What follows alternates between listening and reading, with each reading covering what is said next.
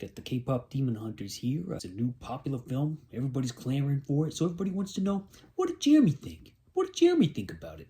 Well, I'm going to let you know. 3.5 thumbs up. All right, moving on. Let's go to Over the Edge with Matt Dillon and a bunch of kids. I think Matt Dillon himself is only like 14 or 15 years old in it. I think they cast him straight out of his high school. Some casting director maybe went in there and decided, whoa, look at this guy. He looks like he's part man already. Let's get him in this thing. Get him his little tummy shirt also. From the opening scene, I could tell they had absolutely no idea what to do with his hands. They must have filmed chronologically, and this is like the first time he's been on camera. And he has absolutely no idea what to do with his hands. But if that is the case, by the time they get to the second and third scene, he's got it down. He knows what he's doing with his hands. Writer Charlie Haas says, written by Charlie Haas and Tim Hunter. Tim Hunter sounds familiar. Did he do River's Edge also? I think he might have done River's Edge. I think he might have directed that one and wrote it. So I'm curious if he's got a thing with edges. Like maybe he's a sharp guy. Likes the edge. I don't know. And Charlie Haas is the other writer. I had no idea. I had no idea Charlie Haas was a writer. I know he was a wrestler. He was in the World's Greatest Tag Team with Shelton Benjamin, but I had no idea he wrote Over the Edge. Thought he'd have been too young, but there he is, right there. In the credits, Charlie Haas, Tim Hunter. These kids have got nothing to do. I've solved the problem in the first 10 minutes. They got nowhere to go. They got the rec center. They got no arcade, no movies, no roller rink, nothing.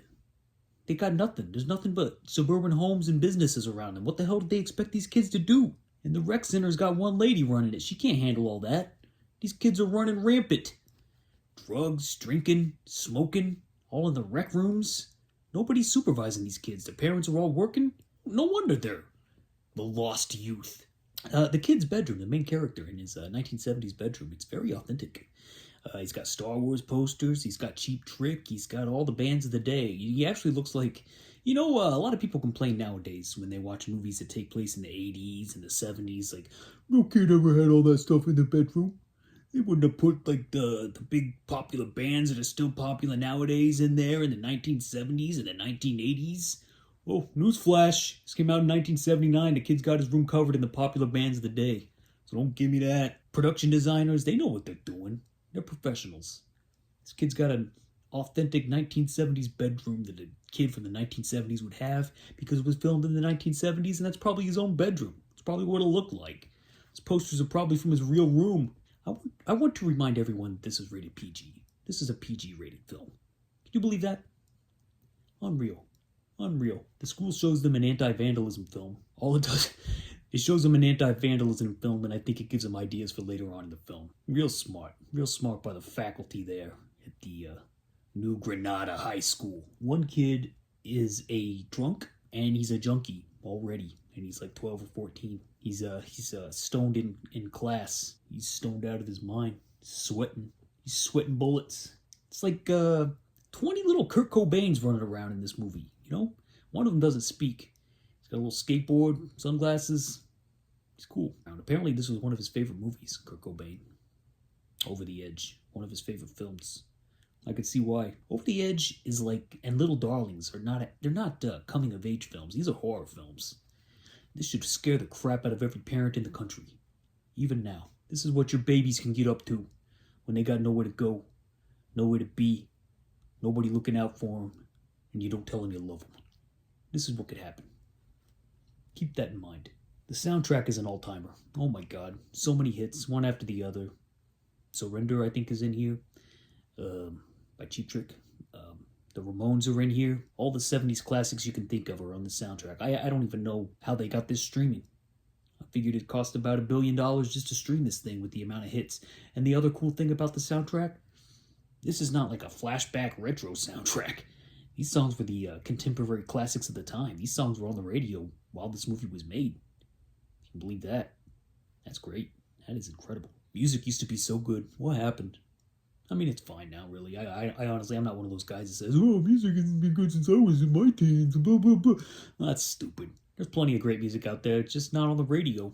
Actually, there's good music on the radio too, because it sounds like the old music. I like it all. I don't care. Anything that sounds good to my ears, I'll take it. Some of those robot singers, I don't hate them. No, give me a good singing robot. I can dig it. I can dance with it. I can move and groove with a robot. I don't judge. I'm open to all walks of life. Jonathan Kaplan, the director, he died on August 1st of this year. Rest in peace. Rest in peace. He did a good job. He's got some classics. The movie I'm going to talk about following this movie is also Jonathan Kaplan. Matt Dillon may be the king of angry youth films. He's got this. He's got Little Darlings. He's got My Bodyguard. He's got The Outsiders. He's got the Tex, and then he's got the Flamingo Kid, and then that one movie where he doesn't he befriend an old man, Mickey Rooney or somebody? He's like a homeless guy. Excuse me, an unhoused. I don't know what the terminology is anymore. I'm sorry. I don't mean any harm. They almost drown a little boy. They almost drown a little boy who looks like Chris Jericho. They could have drowned Chris Jericho and they wouldn't even have known it because they just leave him there. Monsters. This is what not loving your kids does to you. Creates monsters. These parents in this town, this New Granada, are stupid. Kids need activities. Because if they don't have activities, they get bored. And when they get bored, they attack. If I had one complaint about this movie is that there's a little tiny stretch right before the big climactic sequence, which is incredible, by the way, the climactic sequence, where it kind of slows down a little too much. But I'm not going to dock at any points for that because it's the 70s, and a lot of movies will do that. Just give it a little 1.5 action and you'll be good. But other than that little stretch, this is a perfect film. These kids are worse than The Brood. There's one part at the end during the big climactic sequence at the PTA meeting, which is a great climax, by the way. I can't recommend it. They'd never let him do this. I can't believe they show this on Tubby, to be honest with you. They'll never let him show this again. This movie's rated PG, by the way. Have I mentioned that? Unreal. What a time. But at one point, the little blonde boy, the little blonde drug junkie, little drunk junkie boy, he asks not the main character, but the main girl. He says, "What happened to you?" And she says, I almost got blown up. No biggie." And then the little drunk boy's like, "Come on, I'll take you home. What a good boy. What a good guy." Over the Edge. Absolutely fantastic. I give it 5 thumbs up. It is a true classic. A hidden gem, if you will. I know it's got a cult following, but Kurt Cobain said it was his favorite movie. He says his whole character is based off of these kids. That's a little disturbing, but we all saw what happened to him. So don't base your character based off of this guy. Don't base your life based off these kids. But they're the youth, and they've been abandoned, and they can't help it. This is what happens to human beings when you don't love them and give them support, give them a little place to hang out, a good place to hang out and have fun. Good supervision. Sad, really, but Over the Edge, 5 thumbs up. Jonathan Kaplan, great movie. 5 thumbs up. Put it in my veins.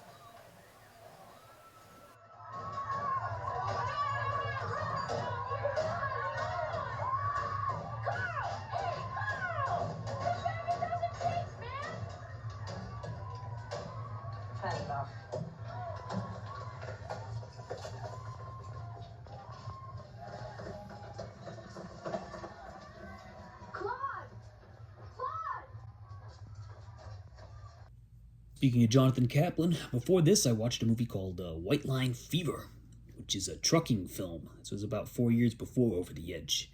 Really, I think it's from Colombia, but it feels more like a Roger Corman movie, and you can kind of see why. I think Jonathan Kaplan hung out with those circles. The country song over the opening credits I really liked. I don't remember what it was, but I dug it. The credits are over pictures of, like a little picture montage of the 2 main characters, living the life, being in love. It's a great way to put exposition in a movie and character depth without actually wasting screen time. And, I don't know why she's watching me. I don't know why she's watching me today. But it's a good way to get the exposition in there, She should do it more often. In fact, I'm going to write a movie where I just put the credits over the 2 main characters' history, little Polaroids and little digital cameras and little Facebook pages of the characters being all cute together. So you know that they're a cute little couple. You can get behind them. Hey, Penny. Hi. Hello. I'm going to eat her. Anyway, let's keep going. Let's see. This one stars Jan Michael Vincent, who also stars in another 70s movie I saw not too long ago called Buster and Billy, which I gave 5 thumbs up to. It was before my channel, but I gave it 5 thumbs up. That is, heard about it on the Video Archives podcast, and I bought it on Blu-ray, and that is a fantastic film. Highly recommend it. This one's only slightly below that one in terms of quality, but it's still great. I love this one too. But Jan Michael Vincent is like the Frank Serpico of trucking in this movie. You know, he's the good. He doesn't want to put the cigarettes across the state lines.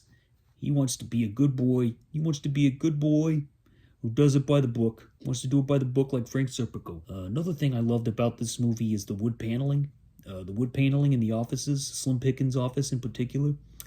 Oh my God, do I love wood paneling. If I could get some, I got some paneling down here in the basement in the video store, but I painted it like a purple color, like a reddish purple, royal purple. I don't know what color it is, but it looks nice.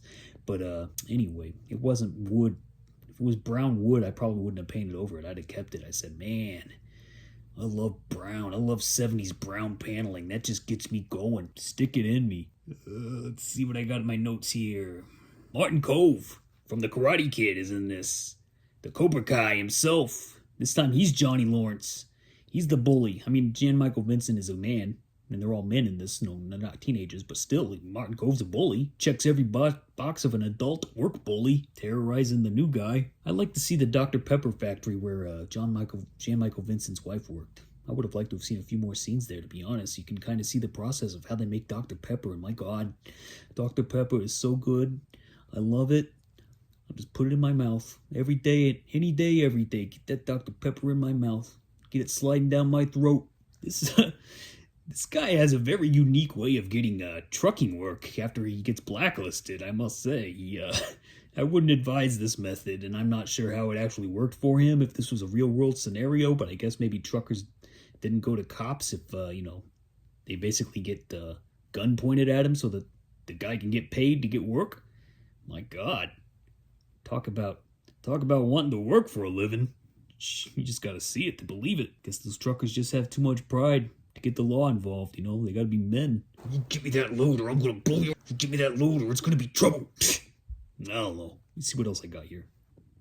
What are the laws here? Wouldn't it have just been easier just to deliver the cigarettes? I mean, maybe I'm nitpicking, but Jan Michael Vincent's whole deal is that he didn't want to deliver illegal cigarettes across whatever the state, and instead he just he feels perfectly fine kidnapping a load of avocados or whatever it is. I don't know. I feel like I would have just done the cigarettes at that point. Maybe he shouldn't have been so Frank Serpico. And Slim Pickens kind of had a point. I don't know. It was a little weird to me, but you know what? Once the movie gets moving, it doesn't really matter how much it doesn't make sense. It's just a fun ride, fun road truck ride. Surely there was an easier way to make a living, though. That's all I'm saying.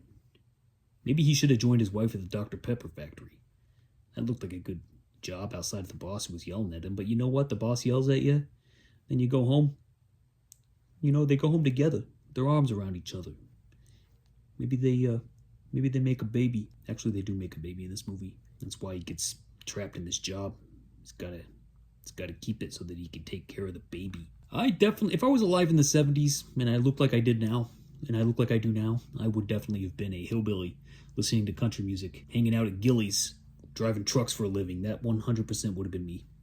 No doubt about it. There is a gorgeous Monument Valley photography in this film. The director of photography, the DP, is Andrew Davis, by the way, who went on to direct some action films, Steven Seagal action film, Under Siege. You see that one? Got that girl that pops out of the birthday cake. Remember that? Yeah, you remember that one. I do. Seen that a couple thousand times. What am I talking about? Oh yeah, Monument Valley has snow on it. I've never seen it covered in snow before. Man, imagine if they would have done the Blaze of Glory video out there. John Bon Jovi would have been freezing his head off. I didn't even know we could get snow out there. Thought it was like a desert climate at all times. What do I know about geography? I don't know geography. I don't know anything. Barely graduated high school. Skipped most of my senior year. Now look at me. Live in a basement. With a cat. Yeah, got a lot of cool stuff though. Look at that. Look at all that cool stuff back there. So let's see. overall rating for White Line Fever. Give this one 4 thumbs up. That's right, 4 thumbs up. So, to recap, K-Pop Demon Hunter, 3.5 thumbs up. Over the Edge, 5 thumbs up. And White Line Fever, 4 thumbs up. And that was this week's films so far. Jeremy spoken. Godspeed. Peace and love. I'm going to turn it off with my nose this time, because we're doing a handheld style, so I'm going to turn it off with my nose. We're doing a handheld style, so I'm going to turn it off with my nose. Watch this.